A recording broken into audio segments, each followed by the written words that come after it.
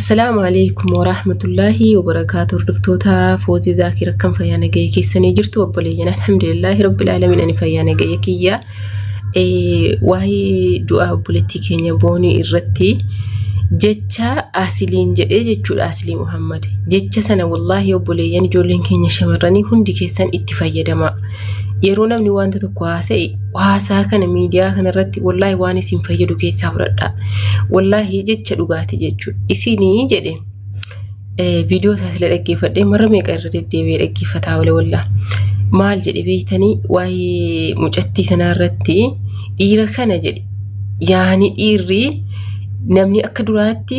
akka abbootii keenyaatti ofii isaatiif cabsee dalagee isin bulchuu hin jiru ofii keessaniif dalaydanii waan hunda hojjettanii mana kiraa irraa kaffaltanii jawaala iPhone bittanii makiinaa bittanii waan hunda mana kiraa irraa kaffaltanii akkasitti akka nama bituutti bittanii abbaa manaa godhattanii jirtanii jedhe kana waan ta'eef gaafa inni adeeme isin dhiisee wanni tokko wanni isinitti dhagahamu hin jiru jedhe wallahi sa hada kalaamsa akid yaani namni tokko jechuudha fakkeenyaaf atoo fi hankeetiif waan hunda isaa hojjettee dafqitee an fakkeenyaaf keessumatti ijoolleen warra biyya arabaa kana kan miidhamu silaayyuu ijoollee biyya arabaati jechuudha atoo fi keetii cinqamtee mana jaartee maal jettee doolaaba waan hunda jechuudha siriirarraa jammaree amma kan bitaaru eenyuun ijoollee shamaraati jechuudha isa akka yeroo abbaa keenya haati keenya wal fuudhanu dhiirri cinqamee waan habicatus hadanatus waan rabbiin isaa kenne dalagatee jechuudha jara keenya fuudhanii jara maatii keenyaatti akkasitti zabanni suni hin jiru amma ofii keetiif cinqamtee dalaydee waan hunda isaa gootee fiddee nama kana intini gochuudha masruufuudha jechuudha kan silaa inni si masruufu wanna kan Januaarillee yeroo danoora deddeebi'anii himanii garuu nu ijoolleen durbaa hin fudhannu jechuudha gaafa ati amma ijoolleen durbaa wanti si maraatu taate bakka hin taaneen fakkeenya koomentiin hundi boonii jettaanii anillee ana bakka amma mootaraan kiyya jedha yaani akka waan isiin yookiin jannata wayidha itti asan jira jetteen yookiin eddecha hawaaran wayii subhanallah alhamdulillah rabbil alamin an duwana wa asalan rabbi wana kasil tinfidini yo haga fede jechuudha wannumti fede yoo ta'e ifa duniyaa kanarraa ani wallahi jiraachuu fedha inni makka jedhu kana dhibaan amma deengadde tokko abdii bilisummaa ka jedhan sana ilaalee maal jedhamu caansun jechuudha femisi ijoollee walloo sana rabbiin turban kana keessa yoo dhaba mana hin goone ani wallahi ficheessa jedhee lubbuu isaatti kakata kana jechuuni maaliif sababni yoo utu amma rabbi du'aa keessan kana taqabbalee wallahi yeroo tokko maleekaani yaani sira dhaabbachuu jira atijii fi raqibni jedhanu jechuudha gurbuu namaarra jira jedhan utu amma yeroo sana rabbiin biraallee wallahi guyya tokko beeytaa homa takka qalbii haasofti kana du'aa illee ati akkuma qalbii way du'aa kadhatti du'aan keessun maqbulaa taate jechuudha wallahi waan ama kana jechuun sodaadha akka malee qaldiillee jechuun an sodaadha jechuudha wanni akka kanaa kun ka irimiti otoo amma rabbiin dhugaasiif godhe yoo rabbitti kakataa barsanu ani yoon hin duune of ajjeesaa jedhe akkasitti kakata jechuudha mi'a sabaa ilaalaa nama keenya kana subhanallah rabbiinis na qajeelchu yaa jamaa wallahi billahi rabbiinis na qajeelchu giidoo qabaa rahmaan wanni tokko yuuduu wanta hawwan jiru maal hojjetattaniittuma waan ka irii tiktokii fayyaa dheeytan nagaatti baay'ee biyya lafaa baay'ee takka moo nama arsanii barjoolleen keenya bye hayyee maal hojjetattanii mee kayruma kamiin hojjetannee asii akkatti du'a kanaa cinqamna kana bar wanni gaafisiif ta'u innaa jechuudha ati waan hunda kana ta'aabdee dalaydee dafqitee waggaa meeqa mana midaamii keessa hojjettee waan hunda kana hojjettee qajeelfattee bareeffattee kaatee gaafa jaarsa keetii walii ta'uu diddu wallahi billahi jechuudha wanna tokko ofii kan keetii fi murtii hin taane ofirratti hin murteessin murteessitu ofirraa gadi baasuudha wallahi billahi isa ofirraa gadi baasuudha maani manni kee wanti hundi keeti dhiif manaa godhaa warri dhiiraa jechuudha yaani akka yaani fakkeenyaaf dubartiinii tokko qabeenya ofiitiin dhaadatti minaamin jedhama sana otuu hin taane gaafa yaani fakkeenyaaf ati dafqitee hojjettee waan hunda isaa taatee waggaa meeqa cabdee mana arabaa kana keessatti shintibeetii arabaa dhiittee yoomin nama kanaa waliin gadee aara galfadha jettee waan hundammoo ammas guuttattee kaate jennaan yeroo inni deebi'ee sirraan qara ilaalu jechuudha. Dhiirri keenya immoo abadan wallahi billahi dhiiruma kamiin yoo feete dubartii alaa hinuma hawwa jechuudha.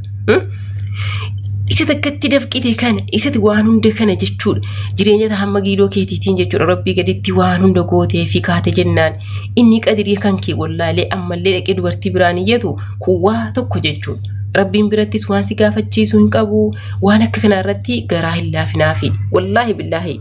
indamu sajjeesuudhaaf karoorsaa malee of ajjeesuuf hin karoorsinaa kalaas. Cabdanii ta'aafdanii hojjettanii waan hunda isaa gootanii jennaan inni qadirii kan kee wallaalee hadha ogguunni kana ta'u waan tokko lubbuu kan kee irratti hinumaa hin murteessin abadan. Hayyee seerri biyya keenyaallee kaajaa'ibaati. Kuma takkatti dafqitee cabdee maal jette dalaayde namni sun yogguu si wajjin dhufe ani ijoollee meeqa argee bismillahirrahmanirrahim wallahi nama meeqa jechuudha. Ofii isaatiif dalagee biyya arabaa kana dhufe ofii cinqamee dalagee mana ijaarratee maal jedhee booda sana immoo nama sana hogguu dhiisu mana sana qixxeetti qoodee jechuudha. Girmaasha abbaa sanaa kennee girmaasha ofii fudhate argi namni kun hin fuudhe bulchuu dadhabee of biraa baase. Deebitee dhayitee dalagdee ijaartee jechuudha. Wallahi jireenya keenya kana uqqasamne ilaallu akkuma tokko wayii dhuguma abdii nama kutachiisa garuu abdii wayii si kutachiisa yeroo tokko immoo sabaruudha yaani malee wallahi billahi mi'a sabiilaa ani wallahi nama qaamaan argee beeku ijoolluma wajjin nyaadhe wajjin dhuge jechuudha. Nama dafqee ijaarii maal jedhee mana kana akkamitti qajeelchee ka'ee gaafa booda immoo wallolanii jechuudha. Wallolanii oguu wallolan maaltu godhame qabeenyi sun qixxeetti qoodamee qabeenyi keessa lamaan qixxeedha jedhe seerri. Hayyee qixxeedha jedhee jechuudha. Qabeenyi sun qixxeetti qoodamee isiidhaaf isaa qoodamee jennaan inni birrii gammatamee fudhatee ba'e. Subhaanallah nama biyya keenyaa kana ilaalame yaaju akkani rabbiin hin sodaanne kana. Subhaana yaa rabbi yaa gooftaa kootiin nu qajeelchi. Haqa namaa kana namni akka sanatti taatee dubartiin laffaatee cinqamtee ta'aabdee waan hunda ajaa gaarii beelaatee marumaan siidhattee namni akka isii akka sana tuffatee olii gadii oofee godhattee kaatee jennaan sanuu ofii itti boonee yoo isin itti caalte yoo ta'u akkuma itti qooddata irraa nama meeqa nama qooddate jechuudha. Qabeenya isii lakkatti qooddate jedhe argi. Wallahi dubartii biyya keenyaa kana laa ilaaha illallah yeroo dubartii arabaa kana fa'iin of bira yaani jiraaf of yaakee yaani waliin madaaltee ilaaltu akkuma tokko yaani bakka maadiri namummaa wayii si jibbisiisa beekte dhiirri kan keenya qadirii kan keenya hin beekusi hin barus abadan kana jedhamu laala wallahi laazim abadan qadirii keenya hin baran abadan dubartiin keenya akkana miskiina dubartiin keenya minaamini kana nu wajjin taatee nu wajjin rakkattee nu wajjin cabdee jedhanii jechuudha. Qadirii keenya hin beekanu dhiironni keenya maaliif akka ta'e Allahu aalim bas. Maaliif akka jarra akka kana jabaatan maaliif akka jarra rabbii akka kana garaa jabeessin beekuan ka qabu soo aan fakkeenya nama qabu laalaa biyya keenya kana kan hin qabnee fi ka qabu kun tokko bar abbaa qabeenyaati innati jettu jechuudha. Warra isaatii waggaa keessaa uffata tokkotti bitee daara baasuun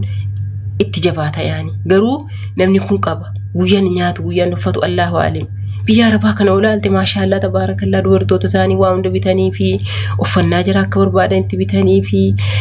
dahaba bitanii fi yeroo hunda yaani waan ta'eef fidanii gammachiisanii ammallee immoo jechuudha kabajaadhumti jarri qabanuuf mi'a sabiilaan kan keenya yeroo deemesitti dhufu wallahi billahi indutanii yaani akka maadiri waan jardutan Allahu aalim indutanii namatti jechuudha. Hoomjuu siin balleessine dhiifamni hin jiru irra darbuun hin jiru fakkeenyaaf dubbee amma fakkeenyaaf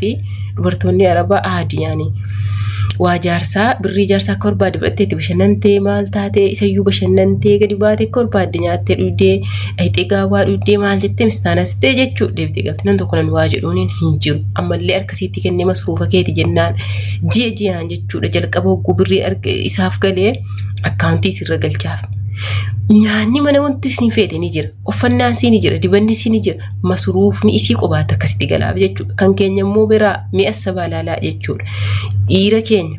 kanuma abbaa qabeenyaa yoo ta'e yoo kaatee dubartiin dudduuba isaa birrii 10 boorsaa isaa keessaa fudhatte akkamitti akka ni haa'u ishee balaa buusee jedhu. dhiiruma kamiiniyyuu jechuudha hin eeyyamuuf. Bakka maatirii dubartiin kun baay'ee tokko yaani biyya keenyatti dhiibbaa guddaa wayitirra gahaa beektanii subhaanallah. Ka qabu kan hin qabne illee ga'aadhi rakkoon qabu silaayyuu hin qabu inni miskiina. Irra san qabne sana iyyuu wayya wallaahi jarri qaban immoo akki jarritti garaa jabaatan dubartii kanatti waan ajaa'ibaati jechuudha. Gara jabeenni jarri bakka maatirii rabbiin hin sodaatan subhaanallah. Akira kana immoo silaayyuu maatirii yaani akka tokko na sodaachisa wallaahi gara fuulduraatti amma namichi tokko dheengaddaa arabni wayii viidiyoo irraa waraabee yaani indii wayirraa gadhiisee snaappii kana jalatti argee subhaanallah maal jedhee durba laman qabaa jedhe durba laman kana benat ana dakil bilatnaa jedhe benat mushkilaa jedhe hormaa mushkilaa jedhe yaani dubara laman qabaa jedhe laazima anu fi kiyyaa fi birrii waan hundisaa godhee heerumsiisuudha. Saabaa kana dhee tana dhala foggaa 10 biyya kana keessa jira. Jara sana heerumsiisuudha jedhe yaani biyya indii kanatti dirqama ofiin keetii waan hundasaa gootee dirqama yaani waan mana jaraatii qabdee waan hundasaa gootee jechuudha. Durba kan kennitaafiif yoo sanan taane dubartiin hin hafti malee namni tokko namisirraa fuudhu hin jiru. Ka biyya keenyaas wallaahi ta'ana ilaalaa rabbiin nagaa nutti habuusu malee akiira yoo inni akkasin taane jechuudha. Maaliif mee asabaa ilaalaa mee rabbiidhaati asabaatu malaalaa akkam akka ta'e dubbiin kuni. Namni tokko ijoolleen durbaa yoo kaate heerumte ergasii namni heerume ilmoo argate abbaa manaa isaatii wajjin jiraata. Maal jiran yaani numatu balaa kana ofitti buuse malee amma jar biyya jiranus nyaatanii ma dhuganii yoo jabaates yoo rakases jiraachuu jiranimti biyya jiraa keessa. Namni keenya jechuudha waan si dhibee sin dhiifne mujiizaa kan sitti ta'u hogguu fuudhe ni kaayadhate miti torbii tokko mana keessan kaa'u yalla paaspoortii baafachuu maanni heerumte dheengadde biyya alaa deemsisuu maal jechuu dhiirri keenya ammaan tana du'anii badanii dubartuma yoo jalan ka'anu kalas ka warra qabullee ka deemte kana barbaadeedhan isi barbaadee fuuchuudhaaf ka biyya arabaa jirtu maaliif birriidhuma bakka yaani dafquma kee kanaaf hin qabu. Dhiirri keenya amma waahii ofii kootii hojjetadhee ofii kootii qoonfaradhee ofii kootii dhaabbadhee warra fuudhee jiraadhaa isa jedhu of keessaa balleesse sammuusaa keessaa haqee dhiqeeraa jechuudha. Maani wanni jirra yaadan wanni jirra yaadan maani dubartii jaalladhee janajjanee biyya alaatti ergee isiin itti mana nuu jaartee algaa nuu bittee akkasitti jireenya gaarii yooti waa hojjedhaa jette hojiin maaltu jira wanti hojjetan hin jiru jedhani bar mobaalii akkatti guddatu kan akkatti qabatanii jechuudha. Waayifaa biyya keenyaa kaa'e jabeenya sana daataa birrii meeqa sirraa fixu sana isa godhatanii caatii bobaadhaan qabanii mandara keessa kaa'anii qaamaa oolan hojiin jiraa kana. Akiira gaafati immoo cinqamtee cabdee itti ergitee maal jettee namuma akka kanaa kana gootee fi jettee oo maal sitti hojjetan birrii kan kee jechuudha sirraa fudhatanii dubartii biraa sitti fiduu jechuudha. Gaafa sana ati immoo balliftee fi waan hunda isaa dhiiftee fi ofii keetii of ajjeesuu qabdaare. Waan akka kana obboleeyyanii rabbii jedhaati ofin miidhina akka kana dafqitanii dicha nyaatanii biyya namaa keessatti mana arabaa keessatti tuffatamtanii namni akka keessanii isin tuffatee isin ciiga'ee jechuudha. Kan yaa rabbi maaf na qalqite bakka jedhama yaani guyyaa tokko keessa ofii qalbii ofii kana keessa wallahi ani akkasii yaani bakka akkuma tokko ofitti si gaddisiisee jireenya kana si jibbisiisee jechuudha. Maaliif tuffii namaarraa namni akka kan keetii yeroo akkasitti si tuffatee bakka jedhu sitti dhagahama yaani. Kana hunda keessa darbitanii kaatanii immoo isin jechuudha miskiinni gocha hin taane ofirratti hinumayyuu hin dalagina yoo akkam wanni fedhe hadhuuf wanni fedhe yoo dhufe jechuudha. Hayyee kalas yoo bamanaa ta'e silaa bitachuudha miti zabana kana yoo kun si dhiise bitachuudha kalas bitachuudha kana bitachuu ta'eera yaani akka waan birrii baastee bitachuuti yaani kalas yoo kun si dhiise silaa bittaan bittaadha deemi bitadhu kan biraa silaa ofii keetiif daqiftee biyya namaa hojjettee hamma namaa dhiixee shinti beetii namaa dhiixee akkasitti hojjetaa harta miti kalas of ajjeesuurraa jechuudha manuma namaa kana dalaydee kalas kan biraa barbaadachuu sii wayya. Wallahi jireenya biyya keenyaa kana bakka yaani nama aarsaa ammallee itti ijoollee kanatti illee muran wallahi gaafii wayi namatti ta'a. Maaliif namni gaafa bakka karaa hundaan miidhamee ka'e jechuudha. Waa wayii abdii si kutachiisa jireenya kana si jibbisiisa. akkasii obboleeyyanii wallaahi rabbiin kan nagaa nuuf godhu rabbiin biyya keenya kana nagaa nutti buuse waa hunda keessaa wanti sin rabbiin kadhattan dhiira keenya rabbiin nuuf barsiisu wallaahi dhiirri keenya of wallaalee bakka akka malee jechuudha qaanii dhabanii jiran dhiira keenyaaf rabbiin kadhadhaa yaa rabbi of dagatanii of barsiisi yaa rabbi haqiliitti godhi jedhaatii jechuudha du'aa kadhadhaa. Subhanallah wallahi ummata rabbiin hin sodaanne kan akkam goonanu gubannee wajjiniin